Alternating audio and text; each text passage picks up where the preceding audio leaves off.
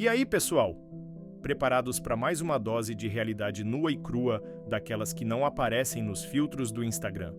Antes da gente mergulhar de cabeça nesse assunto espinhoso, naquele ritual que já virou nosso, se inscreve no canal, se ainda não faz parte da família, ativa o sininho para ser o primeiro a saber quando a bomba estourar. Esmaga esse botão de like para mostrar que vocês curtem a verdade, mesmo quando ela dói. E o mais importante hoje, comenta aqui embaixo, com sinceridade, se você acredita em coincidências quando um relacionamento já está balançando na corda bamba. Existe acaso nessas horas? Comenta aí, porque a história de hoje vai te deixar com aquela pulga incômoda atrás da orelha, coçando sem parar. Vamos falar de Portugal e de um certo boi. Portugal. Ah, Portugal. Terrinha que eu adoro, comida que conforta a alma, paisagens que parecem pintura. Para a maioria é sinônimo de férias dos sonhos, de descanso merecido, de cenários românticos, para fotos perfeitas. Para mim, Portugal virou o palco de uma dúvida lancinante, uma desconfiança que se instalou como um parasita na minha mente e nunca mais foi embora. Vocês lembram daquela viagem que fizemos para lá, né? Impossível não lembrar. Foi um bombardeio de conteúdo. Vídeos, fotos, dancinhas, declarações de amor, roteirizadas, claro, tudo devidamente registrado, postado, patrocinado, monetizado. Vimos os pontos turísticos obrigatórios, nos empanturramos de pastel de nata, fizemos vídeos engraçadinhos pro TikTok fingindo uma leveza que não existia mais. O pacote completo da família Margarina em terras lusitanas. Mas como vocês já devem imaginar, por trás da cortina de fumaça digital tinha o lado B. O que não foi filmado, o que não rendeu like, o que quase me enlouqueceu. Naquela época específica, a nossa relação já estava estilhaçada, para usar um termo mais preciso. Aquela fachada de casal feliz, cúmplice e apaixonado era mantida com um esforço hercúleo de produção, quase uma operação de guerra. Por dentro, o Grand Canyon emocional entre nós só se aprofundava a cada dia. Eu estava no limite do esgotamento, físico e mental, afogado na exposição incessante, lutando batalhas diárias contra crises de ansiedade que me tiravam o ar, implorando por migalhas de privacidade, por um respiro longe das câmeras. Virgínia, por outro lado, estava no foguete da carreira, imparável, focada nos negócios, nas planilhas de faturamento, nos gráficos de engajamento, na expansão internacional da marca Virgínia Fonseca. A gente mal se falava de verdade. Nossas conversas eram briefings sobre logística de gravação, aprovação de contratos, estratégias de conteúdo. O amor tinha virado uma nota de rodapé no balanço financeiro. Foi nesse cenário de deserto afetivo que surgiu ele. O boi, como o título sugestivo que vocês viram aponta. E não vou dar nome aos bois literalmente, porque apesar de tudo, não é meu estilo sair por aí expondo a vida de terceiros que talvez nem tenham culpa de nada. Mas quem acompanha o circo de perto, quem tem aquele olho clínico para detalhes que escapam à maioria, quem lê as entrelinhas das notícias plantadas, talvez até já tenha ligado os pontos e saiba de quem estou falando. Um cara presente. Onipresente talvez seja a palavra mais adequada. Começou, ou pelo menos foi apresentado a mim como um contato estritamente profissional, alguém fundamental para um projeto ambicioso que a Virgínia estava desenvolvendo por lá, em Portugal. Normal, certo? Completamente normal no nosso meio. Quantos contatos profissionais, parceiros de negócios, nós dois não tínhamos aos montes? Mas as coincidências começaram a se empilhar de um jeito que desafiava a matemática das probabilidades. Era um encontro totalmente casual no lobby do hotel 5 estrelas onde estávamos hospedados. E gravando, claro. Uma reunião de negócios que, estranhamente, se estendia por horas a fio, muito além do expediente comercial, terminando invariavelmente em jantares estratégicos de trabalho, que só acabavam de madrugada. Mensagens no celular dela que pipocavam em horários completamente aleatórios, inclusive de madrugada, sempre visualizadas e apagadas na velocidade da luz, com a desculpa pronta de era spam ou grupo de trabalho internacional, fuso horário diferente. Pequenas peças soltas de um quebra-cabeça que eu não queria montar.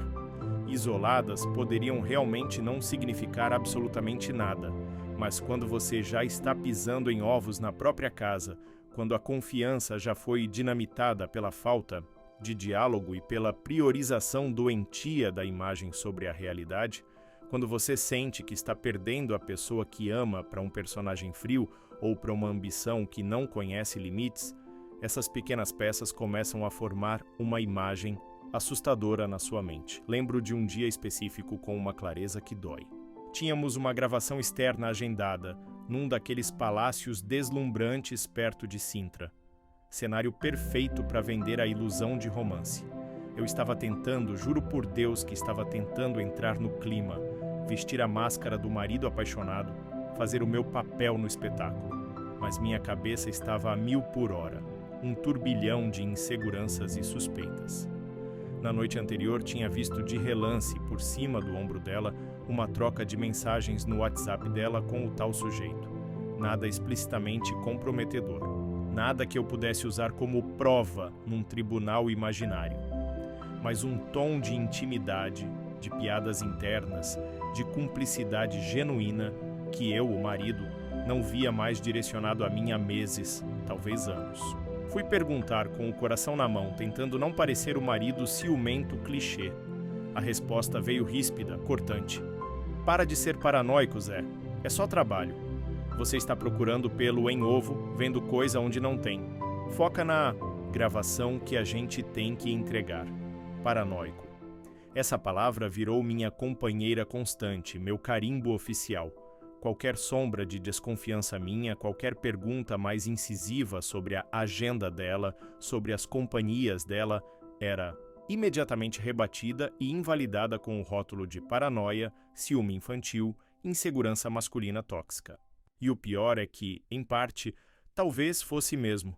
Como não ficar inseguro vendo a mulher que você ama se tornando uma estranha dentro da própria casa, cada vez mais distante emocionalmente, mais imersa em um universo paralelo de fama e negócios que parecia não te incluir de verdade e, ao mesmo tempo, desenvolvendo uma proximidade tão intensa e suspeita com outra pessoa.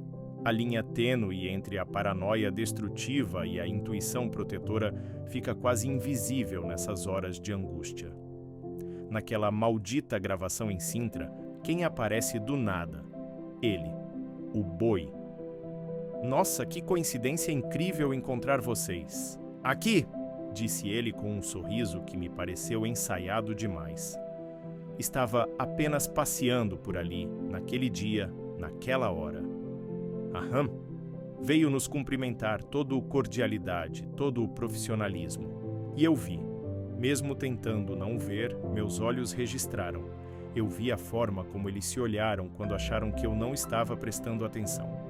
Um brilho diferente no olhar dela. Um sorriso que não era o sorriso forçado das câmeras, era algo mais vivo. Durou uma fração de segundo, talvez nem isso. Mas para mim, que estava hipervigilante, foi como levar um gancho no estômago.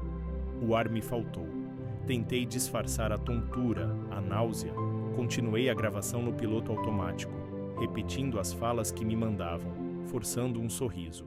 Mas, por dentro, eu estava em frangalhos, um caco. Era só coisa da minha cabeça?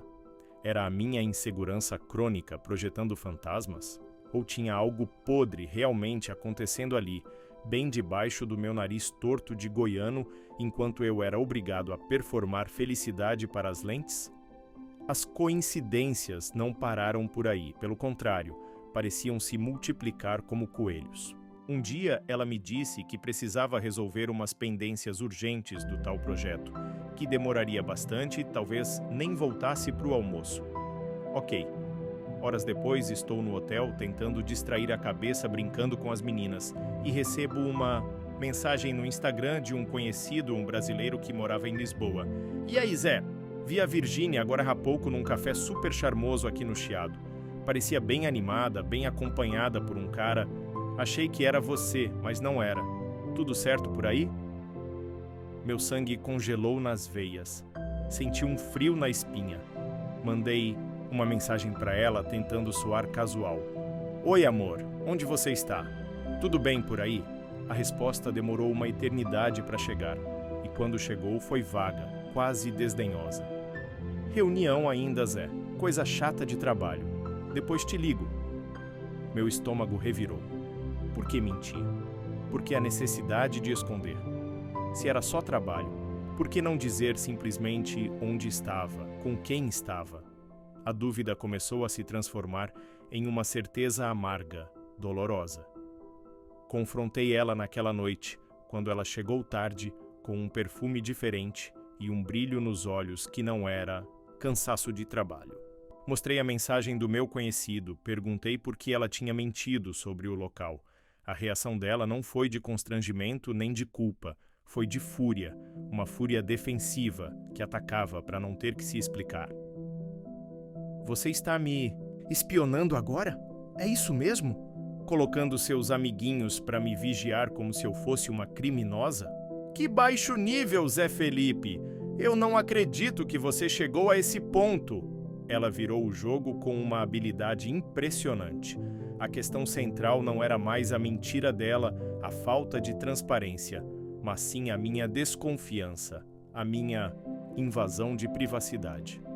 E eu, mais uma vez, me senti acuado, culpado, o errado da história, o paranoico, o ciumento possessivo que estava estragando tudo. Recuei.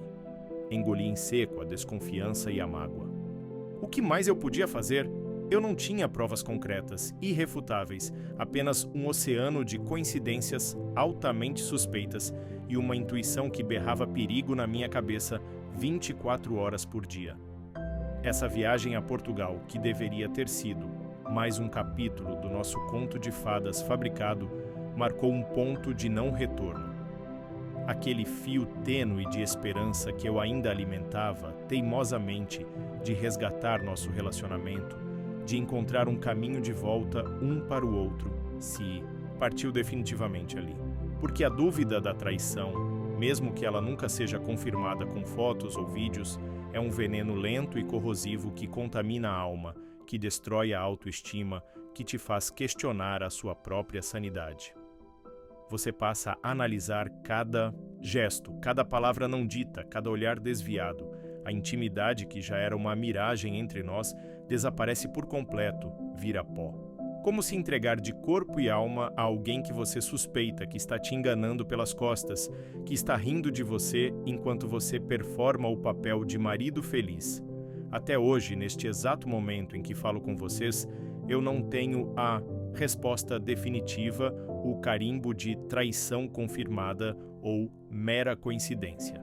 Foi traição carnal, emocional ou apenas uma série de coincidências extremamente infelizes, potencializadas pela minha própria insegurança galopante e pela situação já caótica e tóxica do nosso relacionamento?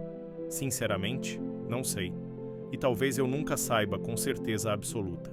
O que eu sei, e isso basta para mim, é que a forma como ela lidou com toda a situação, a gritante falta de transparência, as mentiras deslavadas, a forma agressiva como invalidou minhas desconfianças e meus sentimentos me rotulando de paranoico e controlador. Tudo isso para mim foi tão ou mais doloroso do que seria uma traição confirmada. Destruiu o último pilar de confiança que ainda sustentava precariamente a nossa relação. Talvez o tal boi fosse realmente só um amigo gente boa, um colega de trabalho dedicado. Talvez os encontros fossem genuinamente casuais, frutos do acaso. Talvez as mensagens de madrugada fossem realmente sobre trabalho em fusos horários diferentes. Mas a postura dela diante das minhas angústias, a falta de diálogo aberto e honesto, a escolha deliberada de não ser transparente, de não me tranquilizar, de não fazer o mínimo esforço para preservar a nossa confiança mútua, isso não foi coincidência. Isso foi uma escolha consciente. A escolha de priorizar a imagem, o projeto, a conveniência, em vez de priorizar a verdade e a saúde do nosso casamento. E essa escolha, para mim, teve o peso esmagador de uma traição da confiança, do companheirismo, do respeito que deveriam ser a base de qualquer relação.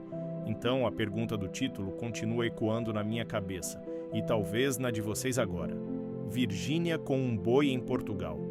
Traição ou coincidência? Eu não tenho a resposta final, o veredito, mas tenho a minha dor latejante, a minha dúvida que me assombra, a minha cicatriz que nunca fecha completamente. E hoje, com o coração na mão, decidi compartilhar essa ferida com vocês. Não para que vocês julguem A ou B, mas para que reflitam sobre a complexidade das relações humanas na era da superexposição. Até que ponto uma coincidência é só isso mesmo? Onde termina a paranoia e começa a intuição que nos alerta? E o mais importante, a falta de transparência, a mentira conveniente, a invalidação dos sentimentos do parceiro podem ser tão ou mais devastadoras para um relacionamento do que uma traição física clássica? Quero muito ouvir vocês agora. O que vocês acham dessa história toda? Já passaram por algo parecido, essa tortura da dúvida? Acreditam que foi só uma sequência de coincidências infelizes ou que onde há tanta fumaça, certamente há fogo? Deixa seu comentário sincero aqui embaixo. Vamos debater esse assunto delicado, mas tão real na vida de tantos casais.